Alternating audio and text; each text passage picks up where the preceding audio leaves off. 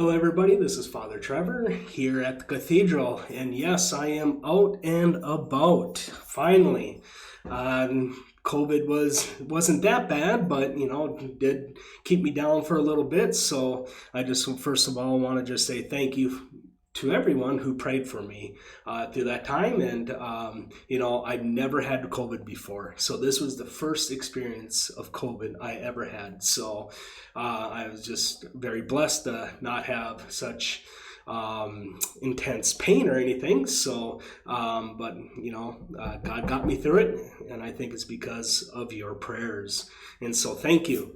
But anyways, we are now celebrating this week. It is National Vocations Week, and so we are reminded that we are called from God to do something, right? And so the first thing is we have a universal call to holiness and our salvation, right? So everybody has that. And then we have a particular calling. And in the church, of course, we have marriage, priesthood, and religious life. And there is a one for single life, but I'm not going to touch that. I have to see what the church says about that. I haven't read up on any of that. So but the first three for sure, right? We're all noticing that, we know about it. And just taking this time to let you know, like, when we are being called to a particular vocation, a calling, a state of life, that it is not an easy thing to just jump into, right? Maybe for some, they can be like, yep, I'm good, I'm going. But for the most average person like me, it does take a long time, because God is calling us into the unknown, right? And so for me, in my personal experience, it took me a long time before I signed any papers to even receive any applications from the diocese or even the school, because I wasn't sure. It was a very frightening, scary at least, and because it was unknown to me. I'm like, I don't even know what this is all about. And is God actually calling me to be a priesthood? Well, after 10 years, I figured out that, well, no, God called me to seminary, not priesthood, seminary. Why did he call me to seminary? Because he wanted me to be in that atmosphere that allows me to discern and form. To discern if I am being called. Of course, after 8 to 10 years, I found out, obviously, I'm a priest now. And that's even with marriage. A man and a woman dates because they're discerning, is this the person that God is calling me to marry? Or even if they are to be married, right? And so there's always the discernment before in everybody's call.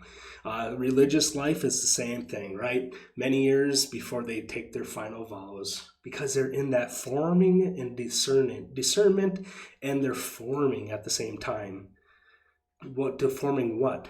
Well, to be like Christ, to have that zeal for God, to have that zeal to suffer, to just like Jesus, to sacrifice just like Jesus. For who? The world, all the souls, right? And so vocation is just a calling, right, from God to help build up his church for his glory, for the glory of the kingdom of heaven. What a beautiful call. And each of us have that. Yeah, we have our universal calling, which is our salvation and holiness. We all have to, right? But then he calls each of us. He kind of gives us each a gift to also, right? To help build his church up, to help bring people back in, to bring people closer to God, to get the people that don't know God to know God. And he works through each of us. So for Vocations Week, we just have to, this is a great reminder that that God is calling us to a universal, but also a particular calling, to help him, to help people, their salvation, to help them to grow in holiness. And to be able to do that, though, we have to trust God. We have to say yes to God, and we just have to follow him. He's going to bring us all into that unknown, and it can be scary. We all fear it, right? We all feel it. That scaredness. Ooh, I don't know what's going to happen. Perfect. Because God does, and we just got to be with him. And it's amazing on how he just gets us through each one. And another thing is, you might love it. If you're being called to marriage, you might love it. If you're called to religious life, you might actually love that life. Or even priesthood, you might actually love it. The thing is, the most important thing is, though, is just to trust God.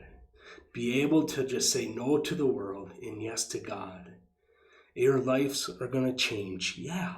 Even in marriage, that's why the groom and bride are usually nervous before walking up the aisle to the altar, to give themselves to each other in front of God. It is reason why a lot of guys, before they walk up for their transitional diaconate, because their lives are going to change. Even religious life, it's going to change, but for the better. And we always have to remember, God is the one who's going to be there with you, to help you.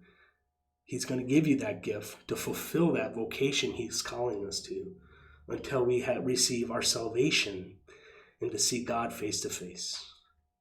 So let's continue to pray for vocations. Let's continue to pray for our men and women, that they may not fear the unknown, but to trust God, that he will bring them through the unknown,